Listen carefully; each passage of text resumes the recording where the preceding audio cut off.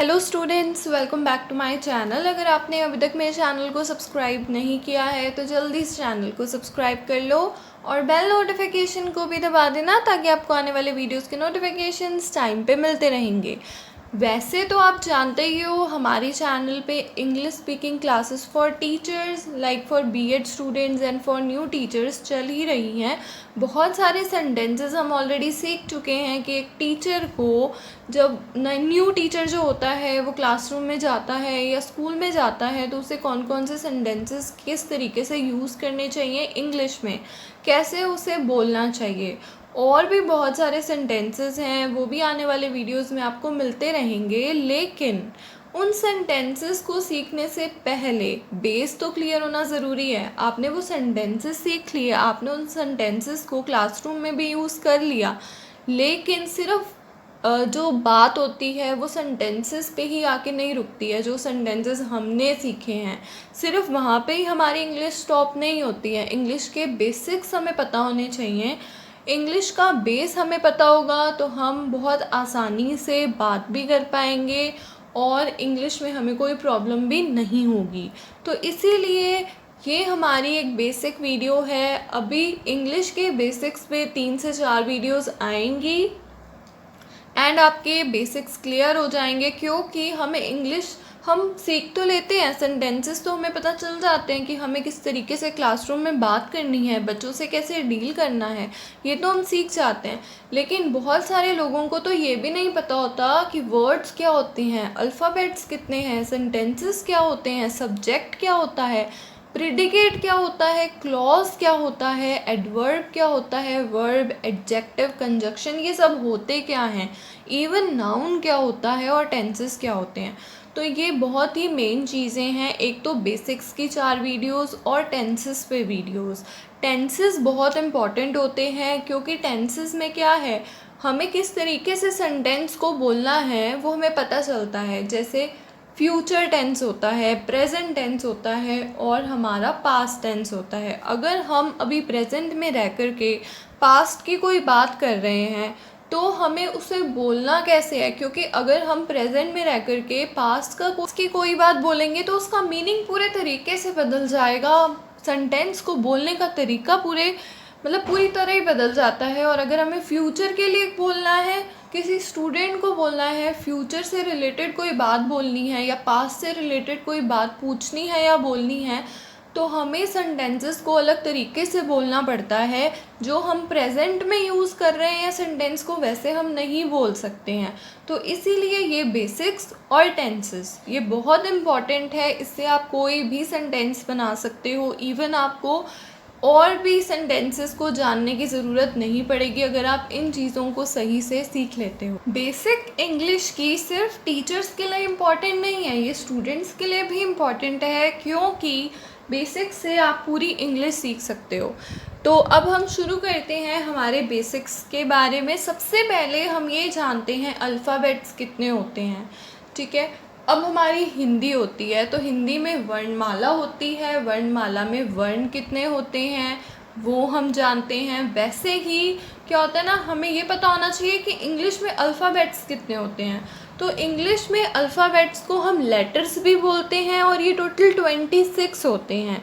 आप 26 अल्फ़ाबेट्स भी बोल सकते हो, 26 लेटर्स भी बोल सकते हो, और ये 2 तरीके से लिखे जाते हैं। सबसे पहले हमारे पास में कैपिटल लेटर्स होते हैं और हम उनको स्मॉल लेटर्स में भी लिख सकते हैं। अब ये तो आपको पता ही होगा कि कैपिटल लेटर और स्मॉल लेटर क्या होता है। कैपिटल लेटर का एग्जांपल मैं आपको दे देती हूँ।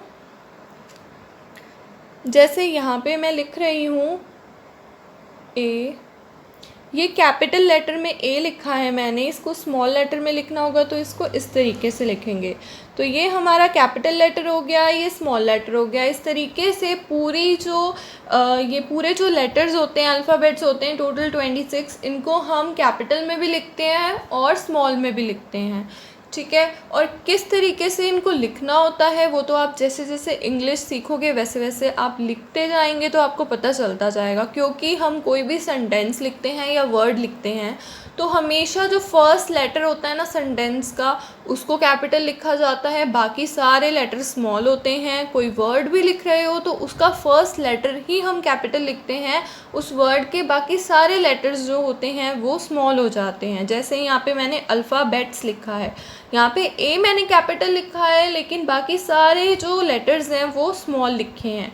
या फिर आप कोई भी सेंटेंस लिख रहे हो उसमें भी हमें ध्यान रखना पड़ता है कि हमें कौन से लेटर को कैपिटल लिखना है और कौन से लेटर को स्मॉल लिखना है। क्योंकि कई बार हम एक सेंटेंस में भी 2 लेटर्स को कैपिटल लिख सकते हैं, जो स्टार्टिंग के वर्ड्स के कैपिटल लेटर्स होते हैं उनको हम कैपिटल लिख सकते हैं। अब बात करते हैं, हमने ये तो जान लिया कि अल्फ़ाबेट्स टोटल 26 होते हैं। अब हम बात करते हैं वर्ड क्या होते हैं। वर्ड को हम हिंदी में शब्द भी कहते हैं। जब हम 4 या 5 या काफ़ी सारे लेटर्स का ग्रुप बना देते हैं, उनको एक साथ लिख देते हैं तो वो एक शब्द बन जाता है, वो एक वर्ड बन जाता है, जैसे अल्फ़ाबेट्स।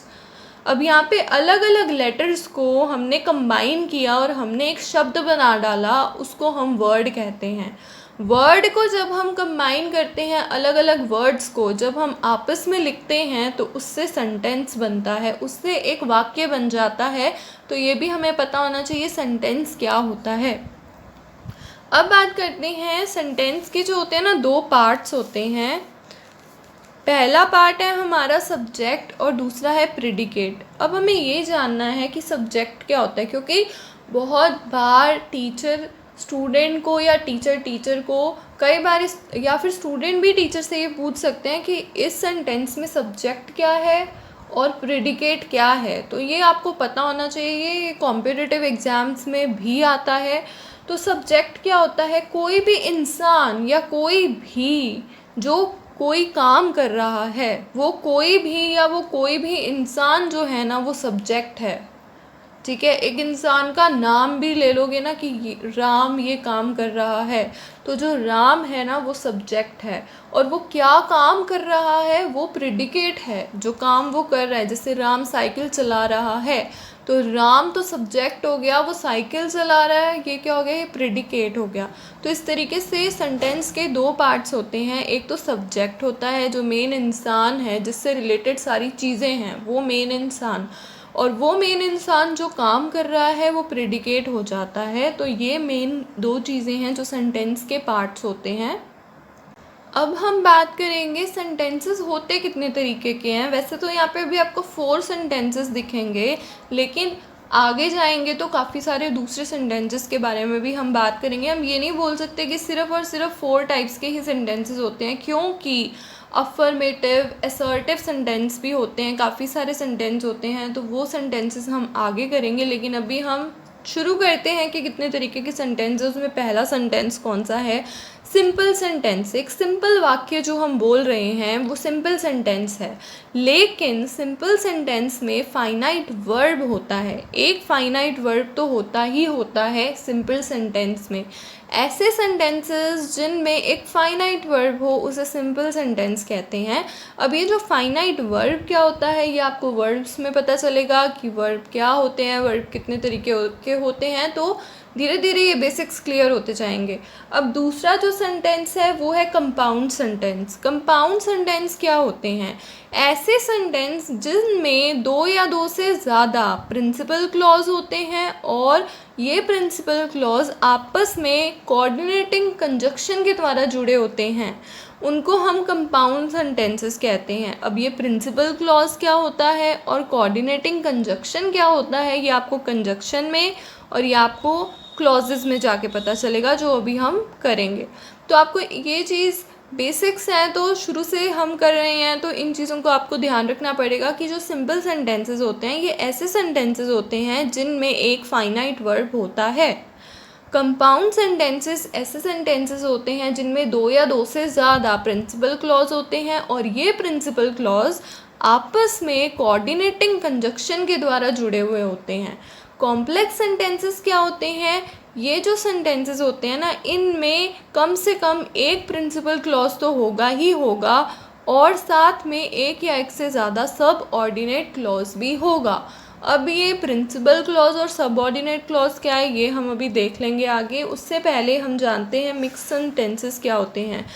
ऐसे सेंटेंसेस जो ना तो सिंपल होंगे, ना ही कंपाउंड होंगे, ना ही कॉम्प्लेक्स सेंटेंसेस होंगे, ऐसे सेंटेंसेस मिक्स सेंटेंसेस कहलाते हैं। मतलब ये सेंटेंसेस बिल्कुल ही डिफरेंट होते हैं। अब हम बात कर लेते हैं क्लॉज के बारे में। क्लॉज क्या होता है? जैसे कि मैंने आपको बताया था, coordinating conjunction, principal clause, subordinate clause होते क्या है हम जानेंगे। तो हम शुरू कर रहे हैं क्लॉज से। तो क्लॉज क्या होता है? क्लॉज ना ऐसे शब्दों का समूह होता है, ऐसे वर्ड्स का ग्रुप होता है जो एक सेंटेंस का पार्ट हैं। एक सेंटेंस का पार्ट है जिनमें एक फाइनाइट वर्ब और सब्जेक्ट जो है वो ज़रूर से होगा ही होगा, उसे हम क्लॉज कहते हैं। ऐसे वर्ड्स का ग्रुप जो एक सेंटेंस का पार्ट होता है जिनमें जिस वर्ड के ग्रुप में एक फाइनाइट वर्ड भी होगा और एक सब्जेक्ट भी होगा, वो क्लॉज कहलाता है। हम जानेंगे क्लॉजेस कितने तरीके के होते हैं। सबसे पहले हमारे पास में प्रिंसिपल क्लॉज होते हैं, फिर कोऑर्डिनेट क्लॉज होते हैं और उसके बाद में सब ऑर्डिनेट क्लॉज होते हैं। तो प्रिंसिपल क्लॉजेस क्या हैं? ऐसे क्लॉजेस होते हैं जो स्वयं में स्वतंत्र भी होते हैं, साथ में उनका जो स्वयं के अंदर ना पूर्ण अर्थ भी निकलता है। मतलब वो अपने आप में कंप्लीट है और उनका एक कंप्लीट मीनिंग भी निकल रहा है, वो प्रिंसिपल क्लॉज होते हैं।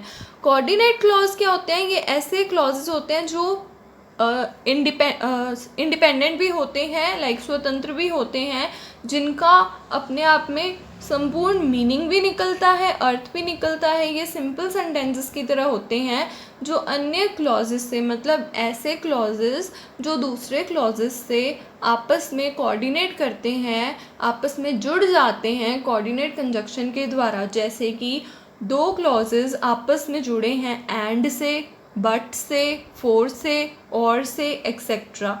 तो हमने बात की थी ना पहले simple, compound and complex mix sentences में कि जो क्लॉजेज होते हैं वो आपस में कोऑर्डिनेटिंग कंजक्शन के द्वारा जुड़ते हैं। तो ये जो प्रिंसिपल क्लॉजेस, फिर ये जो कोऑर्डिनेटेड कंजक्शन होते हैं कौन से हैं? ये हैं एंड, बट, फॉर और एक्सेट्रा। अब बात करते हैं हम सब ऑर्डिनेट क्लॉजेस क्या होते हैं।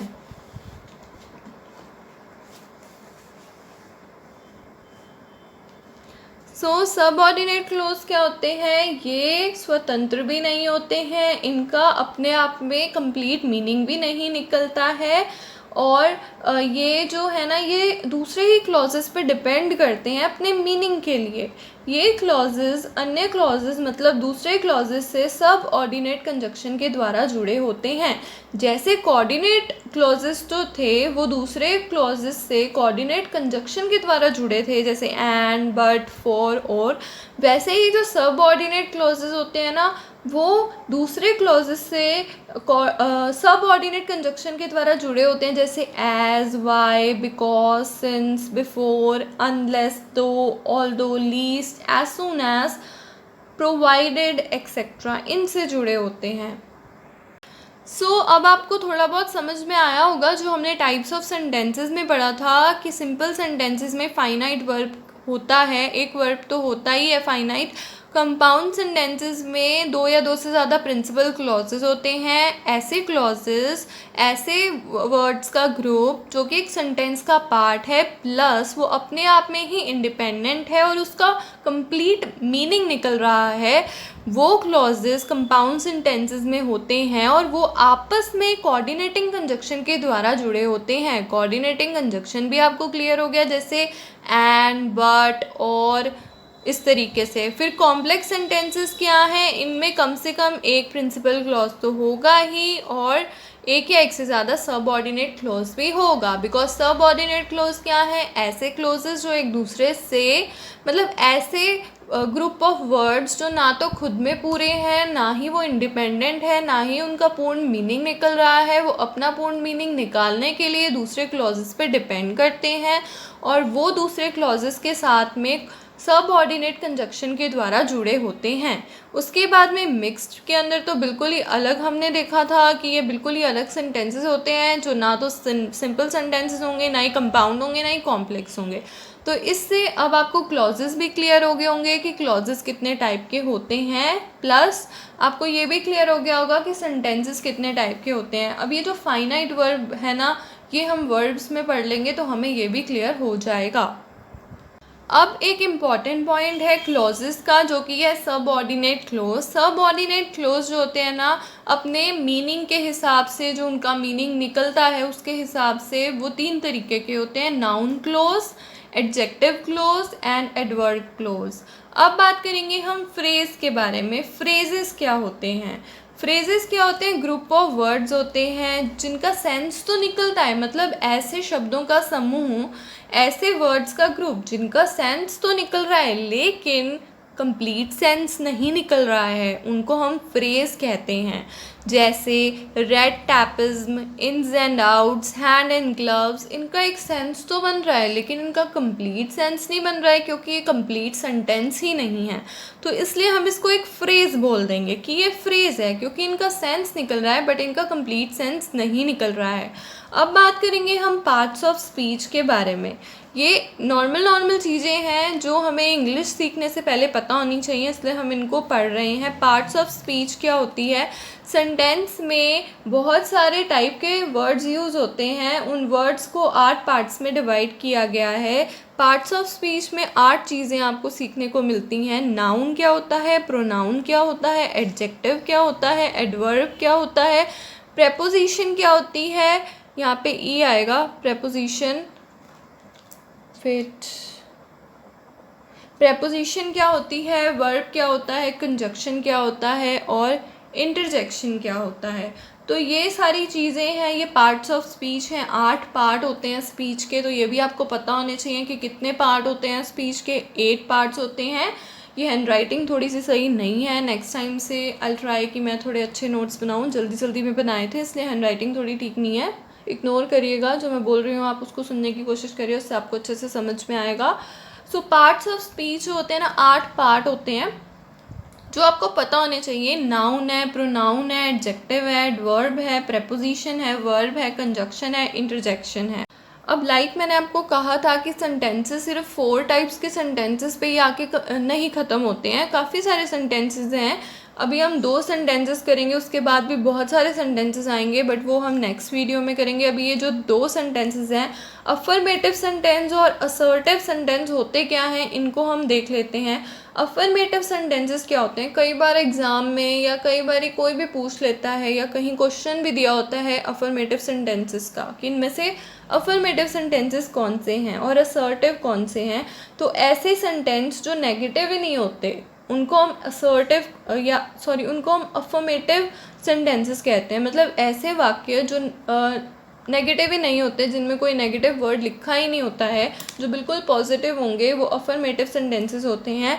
असर्टिव सेंटेंसेस ऐसे सेंटेंसेस जिनमें कुछ कथन किया गया हो, असर्टिव सेंटेंस कहलाते हैं। मतलब जिनमें कोई भी चीज़ के बारे में बताया गया हो, वो असर्टिव सेंटेंसेस कहलाते हैं। जैसे I was not present there, मैं वहाँ प्रेजेंट नहीं थी, and I have taken a decision, मैंने एक फ़ैसला लिया है, मैंने एक डिसीज़न लिया है। मतलब हम ना एक चीज़ बताने की कोशिश कर रहे हैं किसी को कि मैं वहाँ प्रेजेंट नहीं थी, मैं वहाँ उपलब्ध नहीं थी या फिर मैं वहाँ नहीं थी, एंड मैंने एक फ़ैसला लिया है या मैंने एक डिसीज़न लिया है। ये मैं क्या कर रही हूँ, ये मैं किसी को कुछ बताने की कोशिश कर रही हूँ, कुछ चीज़ स्पष्ट करने की, क्लियर करने की कोशिश कर रही हूँ। तो ऐसे सेंटेंसेस जिनमें कुछ कथन किया गया हो ना, जिसमें कुछ क्लियर किया गया हो, स्पष्ट किया गया हो, बताया गया हो, उसको असर्टिव सेंटेंस बोलते हैं। सो आई होप ये जो मात्राएं तो ठीक है, इनके ऊपर जो लाइन वगैरह नहीं लगी हुई है उसको इग्नोर करिएगा। एंड थोड़ा हैंड राइटिंग में भी प्रॉब्लम हो गई थी क्योंकि बहुत ज़्यादा फटाफट नोट्स बनाए थे, तो उसको भी इग्नोर करना। वीडियो अच्छी लगे, इन्फॉर्मेटिव लगे तो वीडियो को लाइक ज़रूर कर दीजिएगा एंड चैनल को सब्सक्राइब ज़रूर कर दीजिएगा। बेल नोटिफिकेशन को ज़रूर दबा दीजिएगा ताकि आपको आने वाले वीडियोस के नोटिफिकेशंस टाइम पे मिलते रहेंगे।